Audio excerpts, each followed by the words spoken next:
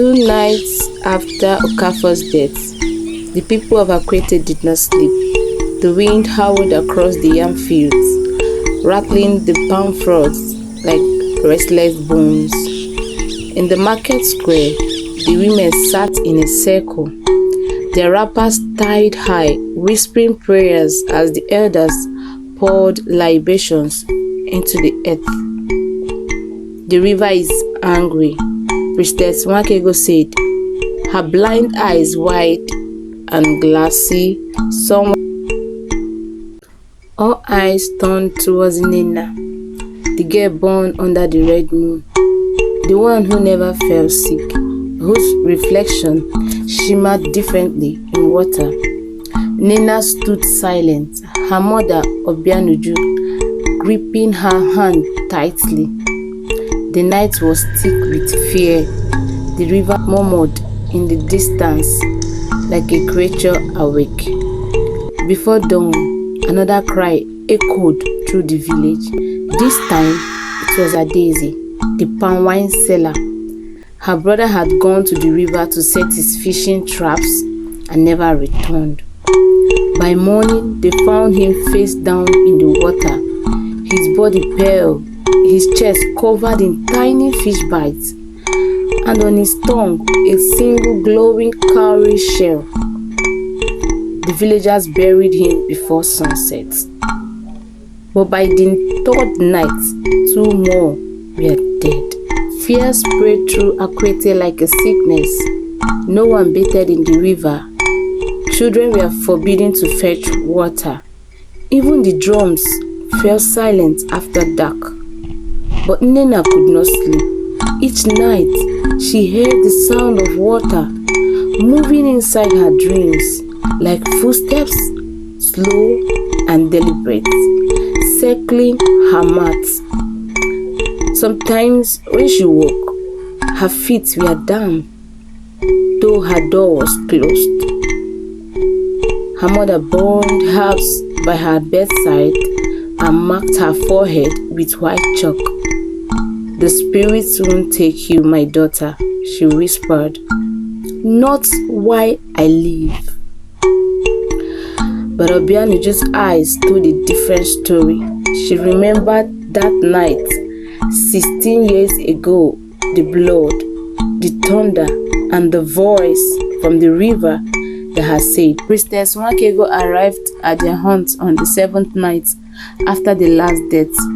Her walking stick struck the ground with each step. Around her neck hung cowrie necklaces and bones carved with river symbols. "The river's hunger is not for fish or men," she said. "It is for balance. The covenant made the night Nena was born has been broken." Obianuju knelt. "Tell us what to do, priestess. I will give anything." But Nwakego shook her head. "It is not you the goddess sick. It is her child." Nena's heart pounded. "You mean me?" The priestess turned her pale eyes towards her. "The goddess has begun to reclaim what was promised. Each death is her warning." The lamp flickered, and its flame, Nena saw the faint image of a woman's face, rippling in the shadows, her lips whispering her name. Nena. The next day, the river overflowed his banks.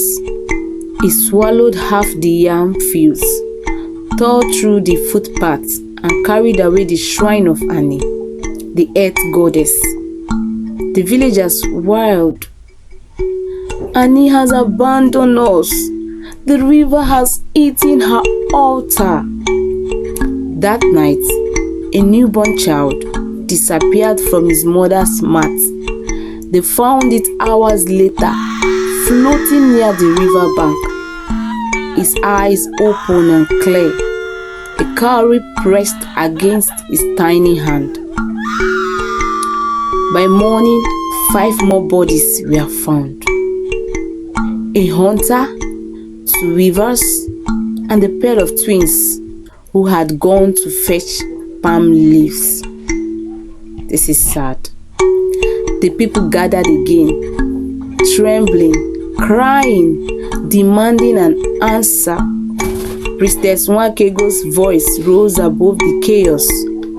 Someone must go to the river before the full moon. If not, none of us will see the next harvest.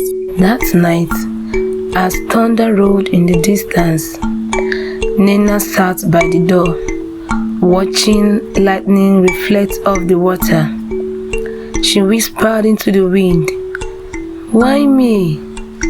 The answer came, soft and clear, from behind her. "Because you were born of two words." She turned.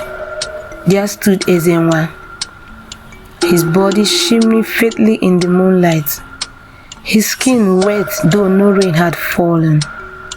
"You again?" she breathed. "What do you want from me?" She stepped closer, his eyes deep and strange. "Not what I want, what the river wants. It has waited 16 years. The covenant cannot be undone." I am not yours," she said, trembling. He smiled sadly, and yet the blood in your veins says otherwise.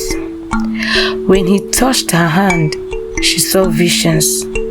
Glowing palace beneath the water, women with fish-like tails singing in haunting harmony, and a throne where a woman made of silver sat crowned in shells. Your mother kept you from Ezenwa, but she cannot protect you forever. Death walks through AKWETE because you refuse to come home. The next morning, rain fell red as wine. The villagers screamed, running for cover as it stained their wrappers and rooftops. "The ghosts are angry," they cried. "The river is bleeding." Priestess Nwakego stood at the edge of the square, her face pale with terror. The river no longer waits for offerings.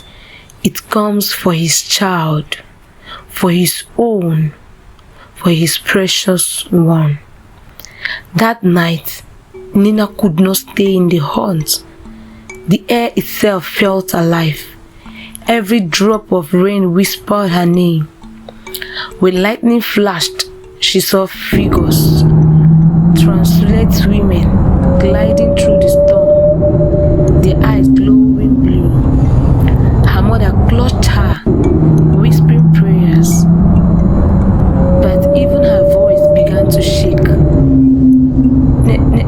"Nina, they are coming." At midnight, a terrible scream pierced the night. Chinedu, the drummer boy, had been dragged from his haunt. The villagers found his footprints leading to the river, ending where the water began. They called for the priestess, but when they reached her haunt, it was empty. The door was open, the floor wet, and on her mat lay a single cowrie shell. Now the people no longer whispered. They shouted, "She has cursed us. The child of the river has brought death to AKWETE." Men gathered with torches, their faces twisted in fear and anger.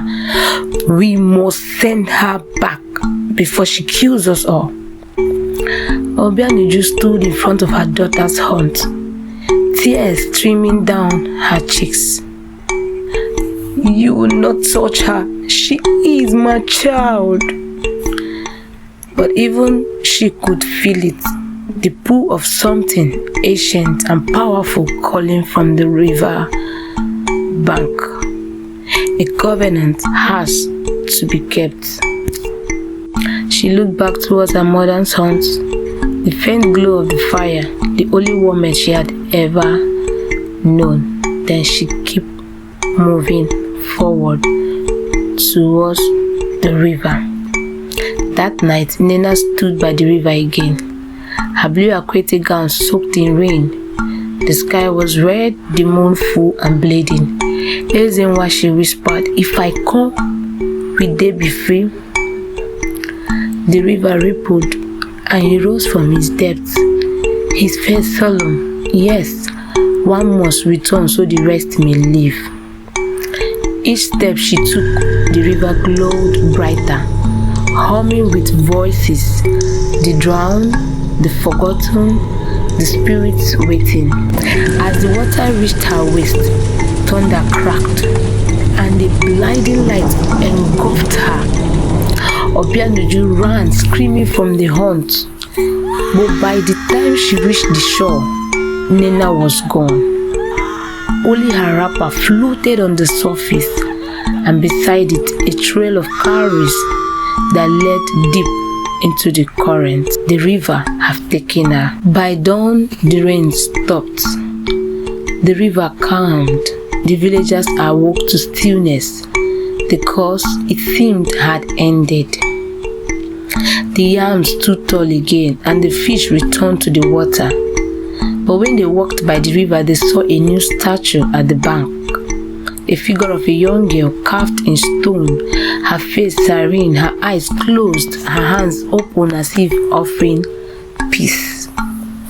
The elders said the goddess had taken her child home. Others said the girl had become the spirit bride, the one who keeps the waters calm so no more blood will fall. But every full moon, when the red light touches the river, some swear they see a girl in blue AKWETE clothes, standing just above the water, smiling sadly at the village she left behind.